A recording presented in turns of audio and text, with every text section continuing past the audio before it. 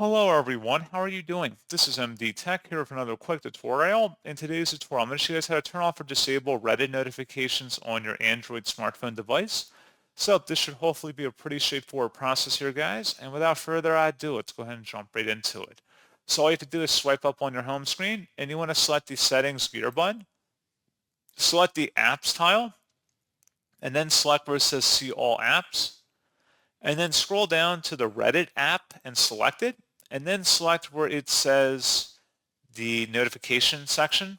Go ahead and open that up. If notifications are toggled to the right in here, just click inside that oval one time and turn them off, and that's all you have to do. So pretty straightforward process, guys, and as always, thank you for watching. I do hope that I was able to help you out, and I do look forward to catching you all in the next tutorial. Goodbye.